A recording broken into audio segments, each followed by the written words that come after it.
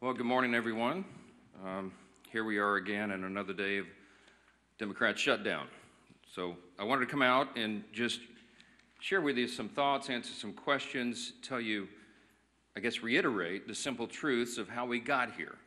Those truths have been obscured just a bit because the Democrats are in a relentless effort to spin the facts, but it's always good when the facts and the evidence are on your side. And I don't want you to listen to the arguments of politicians.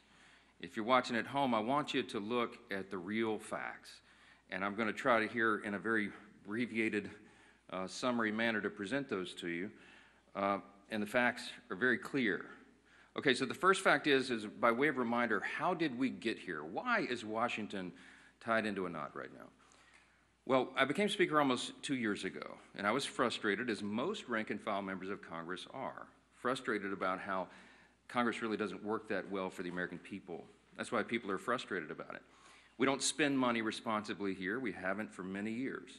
And the reason for that is because typically, for the annual funding of the government, it's done in a back room. Literally, there's a deal made by the top 4 leaders in Congress, and that's hoisted upon the members, usually at the end of the year, right before a holiday, in an omnibus spending bill. Sometimes the bills are thousands of pages long, and it's always said that few members have fully read it or understood it.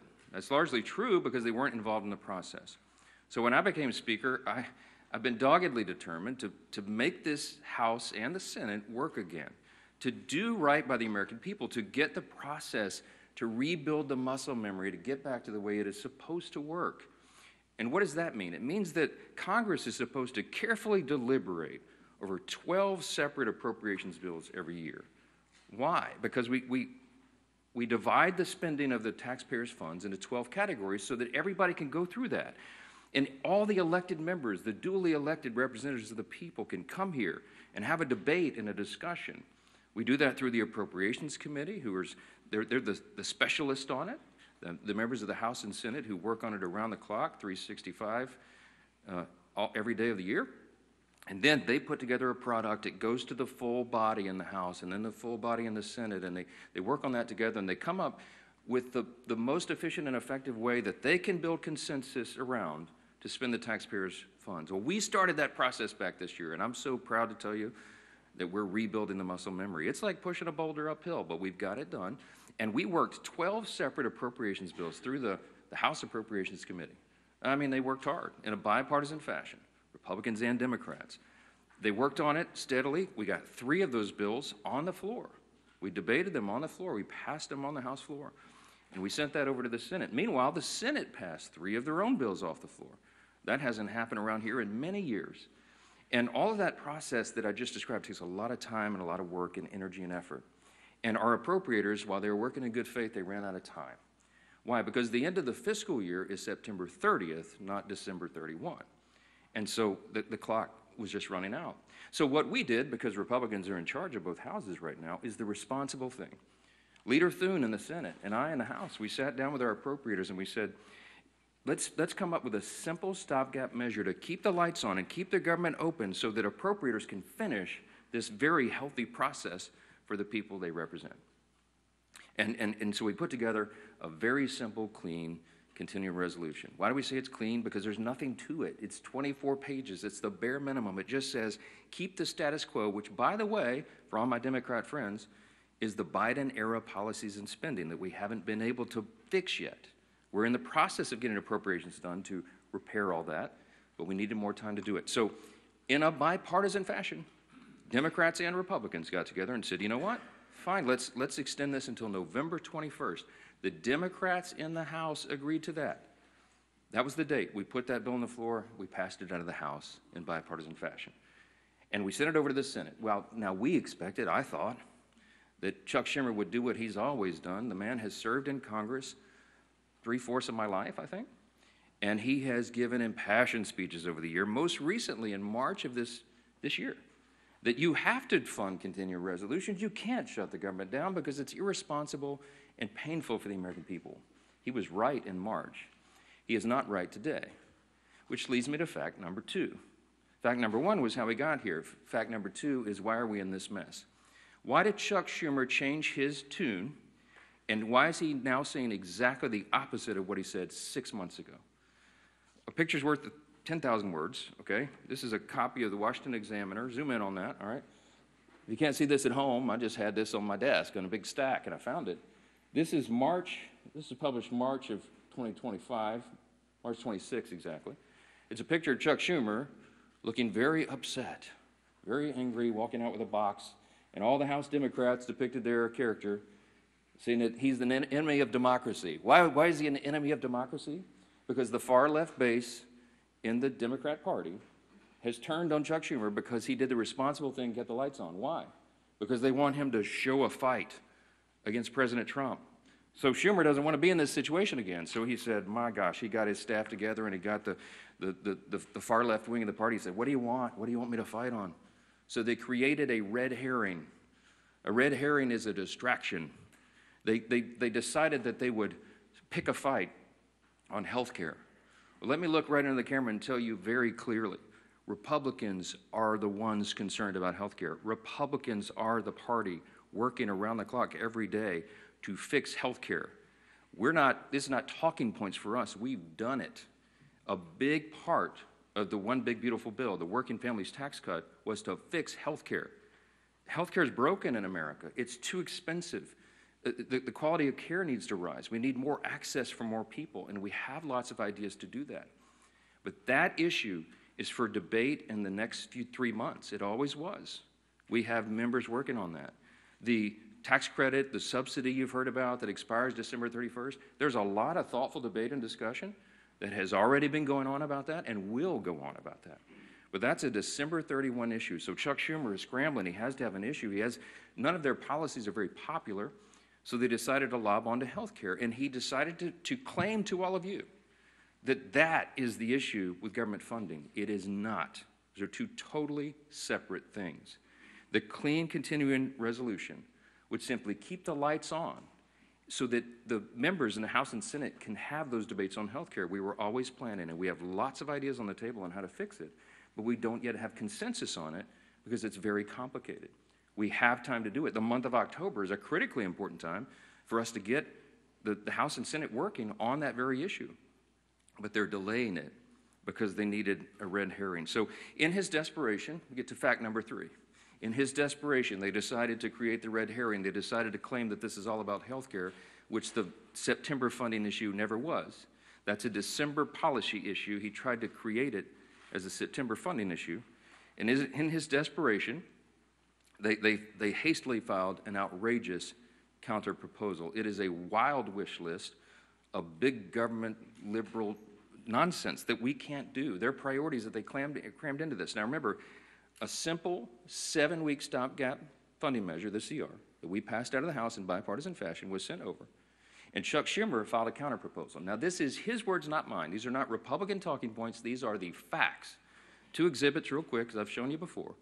This is page 57, an excerpt of his bill, section 2141, where you see that right there that they want to repeal the health subtitle of the Big Beautiful Bill. The One Big Beautiful Bill, the Republicans got signed into law July 4th. The Working Families Tax Cut, we're so proud of that because it has so many amazing things for all the American people, a marquee piece of legislation. But among the most important were the reforms that we did to health care. Why? Because Medicaid, for example, is broken. Medicaid doesn't work well. It's underfunded and it was full of fraud, waste, and abuse. And we took our opportunity to fix that, and we did. So what did we do? We went into Medicaid and we said, we got to stop the waste and abuse. We got to make sure that illegal aliens are not on Medicaid. Medicaid is intended for U.S. citizens only, not illegals who break our law and come over the border.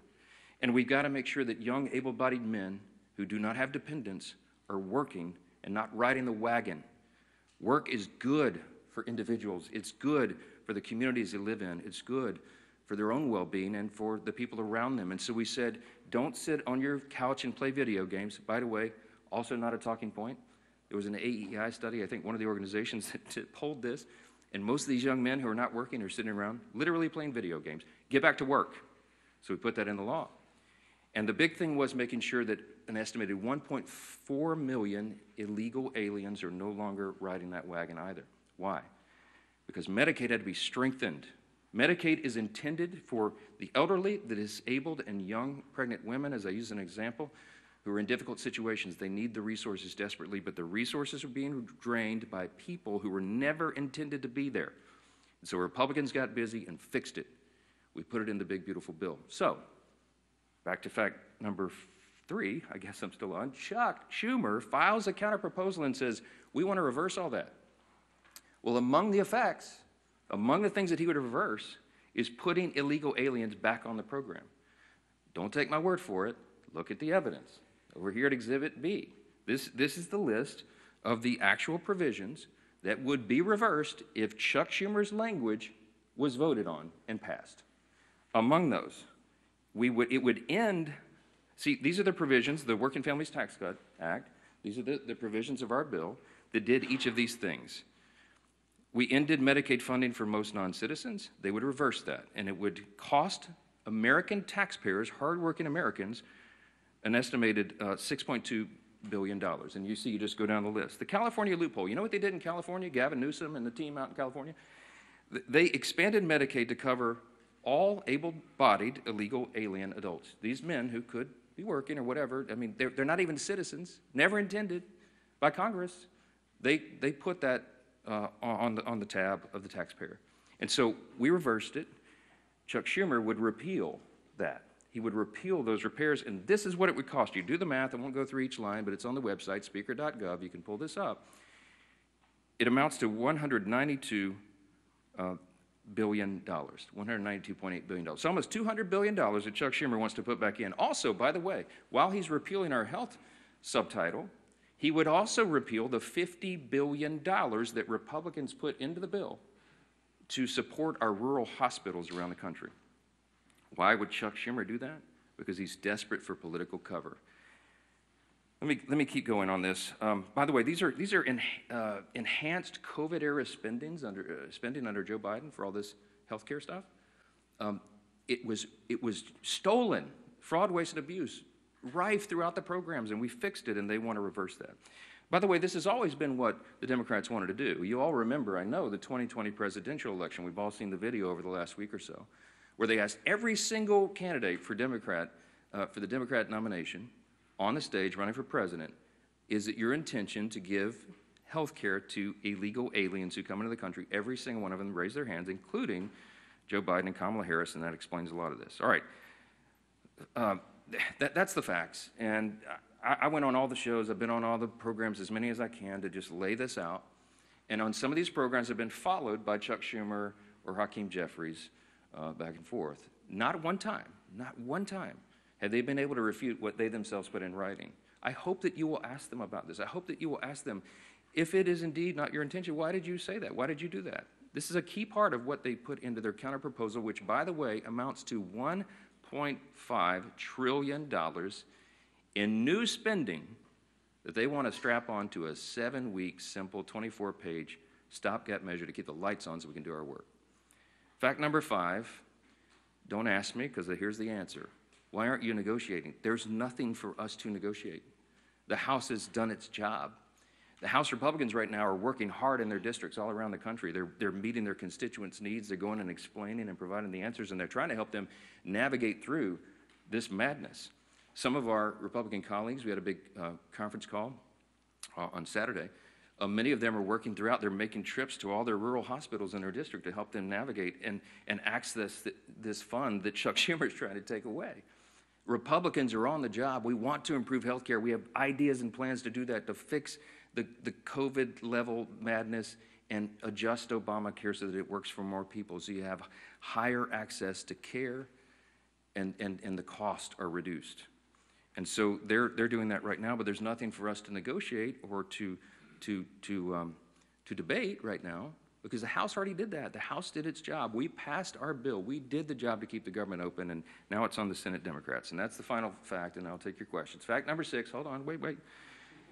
It's just a tease. The ball, I have to finish my case. Here's my closing argument, okay?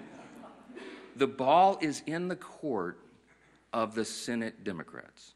There's only a handful of people in the country who can solve this problem. There's 47 Democrats. Well, 46 and one who caucuses as an independent, I think. I lose track. But there's about 47 of them that caucus together as Democrats, okay? Here's the problem, remembering from civics.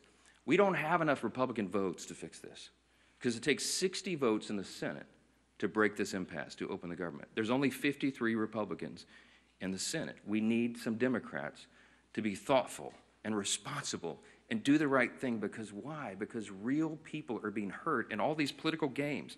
As Chuck Schumer is trying to cover himself and not have another series of articles like this, okay? That's why this is happening. There's a trend in New York that Chuck Schumer represents of electing Marxists. They're about to elect an actual Marxist as the mayor of New York City, the once cradle of capitalism, the largest city in America. It's stunning. And I think it's stunning to Chuck Schumer, too, because while he's a far-left politician, he's not nearly as far-left as these guys, as they want him to be. And so he's trying to find political cover, and in doing that, he's hurting real American people. Who's being hurt? Women, infants, and children on their nutritional programs that are now stalled. Veterans' health services that they desperately need and demand. Go down the list. We've got our troops, Border Patrol agents, TSA agents serving, trying to protect America without pay right now. Half the federal civilian workforce is effectively laid off right now, furloughed. They can't go to work. They don't have the money.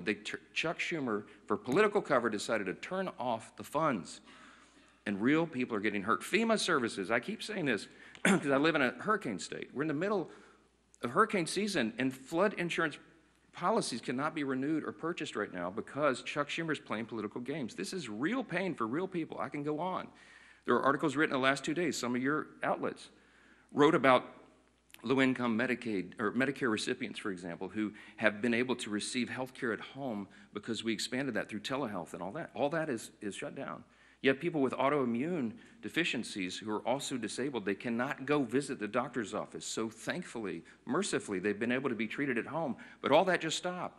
So people are canceling their health appointments with their physicians that is vitally important for them to stay alive, because Democrats over here are playing games. We have one plea and one plea alone. We need a handful of Democrats to stop the madness, reopen the government, so that we can get to these critical debates about the year-end policy decisions with regard to the further reforms to health care. Plain and simple, that's where we are. That's the facts, and everybody can draw their own conclusions. Don't listen to the words of politicians. Look at the actual evidence and the facts, and I think the case is very clear. Yes, sir, because you're standing up. Go ahead. Jeffries just challenged you to debate on the House floor today.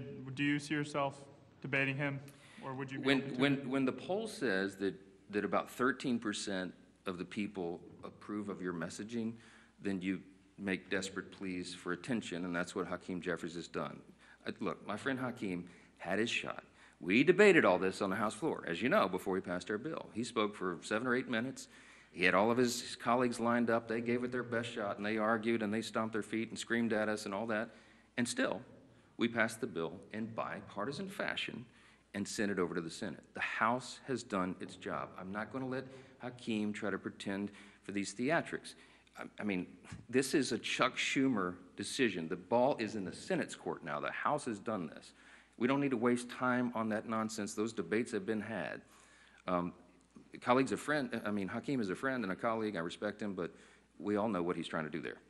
Yes, sir. I'm anxious to get my folks back. And look, I want to bring the House back into session and get back to work, but we can't do it till they turn the lights back on.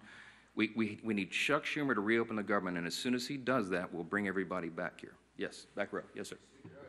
Why not call the House back into session? Because with respect to what you said at the start about the importance of passing funding bills, there are still 9 funding bills to pass in the House. Yeah, well, we've passed them through the House committee. They're out of committee, and we'll get them on the floor.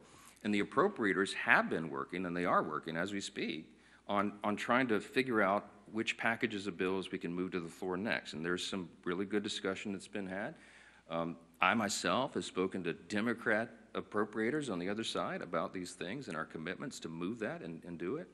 I'll tell you, this is not some sort of confidential thing. I had I think a fruitful discussion with Senator Patty Murray about 2 days ago, a day or so ago.